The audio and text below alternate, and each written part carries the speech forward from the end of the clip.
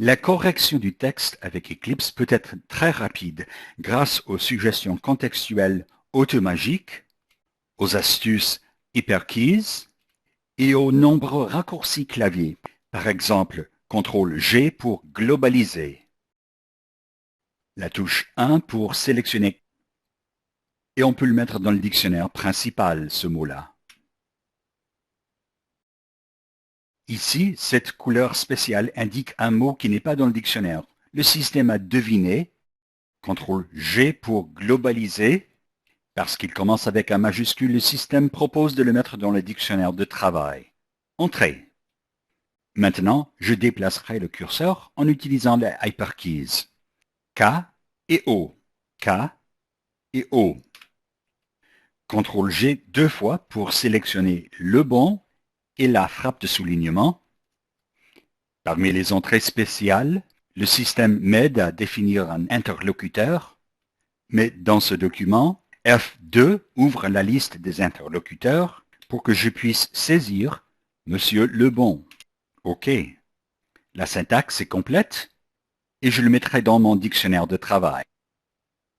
Un nouveau paragraphe se crée pour ce nom et automatiquement c'est mis en gras avec le point tiré et la majuscule. Maintenant, pour aller à droite, HyperKey L.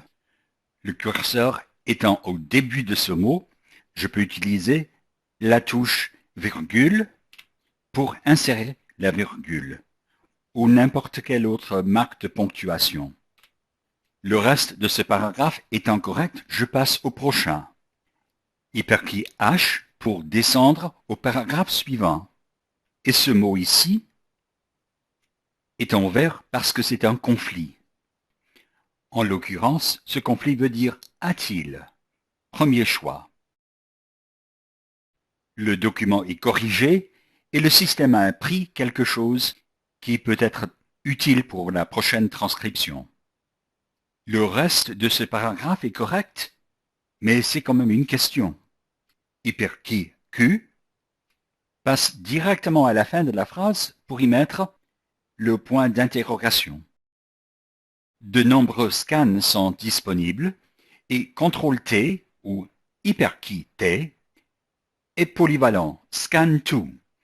Ça s'arrête au conflit et aussi aux mots qui ne sont pas dans le dictionnaire mais qui ont été devinés. Ici, c'est le choix numéro 3 et voici dans le dictionnaire principal cette entrée conflictuelle. La barre oblique précède chaque possibilité. Et maintenant, c'est le vérificateur automatique qui souligne en bleu des mots problématiques. Page doit être mis au pluriel. Et de nouveau, HyperKey Q parce que cette phrase est une question. À la fin de cette ligne, première est un mot deviné. Il y a un scan spécial qui ne s'arrête qu'au mot deviné. HyperKey U. Ce n'est pas dans le dictionnaire parce que c'est un effleurement, mais on peut l'ajouter en utilisant une syntaxe spéciale, CTRL-G pour globaliser, et ensuite F9. Cette première suggestion redirige le système vers les bons sténogrammes, qui veulent dire première, mais cette syntaxe spéciale aide ce qu'on appelle traduction magique à distinguer les sténogrammes parfaits, qui sont définis comme du texte normal, et les fautes de frappe, qui sont définies en utilisant cette syntaxe de redirection. Je mettrai cette entrée dans mon dictionnaire principal. Maintenant, en bas de la barre sténo, c'est indiqué. Cliquez, Eclipse ouvre le dictionnaire et trouve tout de suite l'entrée en question. Je passe au mot suivant. À gauche, le système me propose de le mettre au singulier. Autrement, j'aurais pu utiliser HyperKey Maj S pour supprimer la dernière lettre. HyperKey Maj S. Le texte me paraît bon jusqu'à ce nombre souligné en bleu par le vérificateur automatique. Alt-V me permet de vérifier. Et maintenant, parmi les propositions automagiques, reformate le nombre. Et ensuite, la virgule fait coller la ponctuation. Eclipse essaye de résoudre les conflits intelligemment. Mais certains homophones sont tellement classiques dans la documentation Eclipse, vous trouverez un tableau pour le bon fonctionnement d'Eclipse. Vous trouverez 25 problèmes classiques d'homophonie avec des suggestions. Bon nombre de ces frappes font déjà partie du dictionnaire de base. Si vous incorporez dans votre méthode des frappes pour contourner ces problèmes d'homophonie, vous obtiendrez sûrement de meilleurs résultats. Et disons ici qu'on veut ajouter un mot, combler un petit trou. Pour cela, on utilise le hyperkey N pour insérer du nouveau texte. Cela désactive hyperkeys, le curseur devient mince. On utilise la touche Entrée pour réactiver hyperkeys. Ici, on veut remplacer nous par vous. Hyperkey N, je tape vous. Je ne mets pas d'espace, mais j'utilise la touche Entrée une fois pour réactiver hyperkeys, une deuxième fois pour enlever le mot que j'ai remplacé. Non seulement ça remplace le mot, le système me rappelle que j'ai tendance à remplacer nous par vous.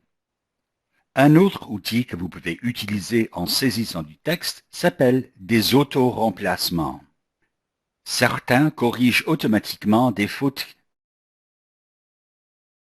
Vous pouvez en créer d'autres qui permettent de taper quelques lettres et qu'ensuite Eclipse va remplacer par le mot tout entier. Voici un exemple. ABS, puis l'espace ou l'entrée.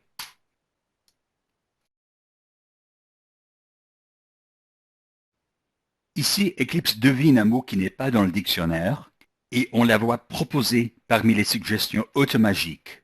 Quand vous voyez un chiffre entre parenthèses, Eclipse propose un simple global sans ouvrir le dialogue de globalisation, à ajouter au dictionnaire principal.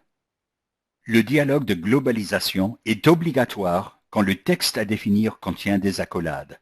On a déjà vu des accolades quand il s'agissait d'un intervenant ou quand il s'agissait d'une faute de frappe.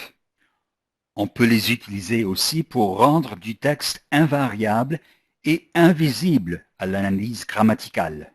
Il ne faut pas en abuser, autrement, on affaiblit l'analyse grammaticale. Ceci est un bon exemple, parce que de marché était défini entre accolades, il était rendu invariable et n'a pas changé à l'infinitif. En plus, attendu s'est mis au féminin pour modifier par, parce que de marché était devenu invisible à l'analyse grammaticale. Le système hyperkeys est très riche en astuces pour changer les dernières lettres d'un mot. Comme vous voyez, il y a au moins une douzaine de touches marquées en vert qui offrent ces corrections très rapides.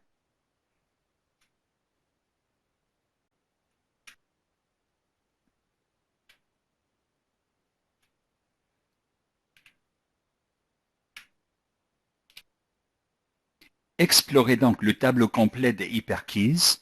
Leur utilisation offre un gain du temps énorme. Pour terminer, examinons un peu plus l'aide qui est offerte par le vérificateur automatique et les suggestions automagiques. Ici, on peut, est souligné en bleu, parce que le système vous offre de le transformer comme nous. Si jamais vous voulez ignorer quelque chose qui est souligné en bleu, utilisez la touche Échappe. Ici, le système propose de globaliser Strasbourg. Le chiffre entre parenthèses indique le nombre de frappes. Ce changement peut s'appliquer à un dictionnaire ou tout simplement au reste du document. Et si on sélectionne du texte et on a accès à l'Internet, Automagique offre une recherche Google. Et enfin, il faut dire que les suggestions automagiques peuvent être affichées dans des pop-up. En utilisant les pop-up, l'œil reste fixé et n'a pas à se déplacer vers les propositions dans la barre Info à gauche. Nous vous invitons à explorer d'autres visualiseurs en français, par exemple celui qui s'appelle Définir ou Corriger et les visualiseurs qui touchent au dictionnaire, car en 10 minutes, on a guère touché à la richesse de ce système.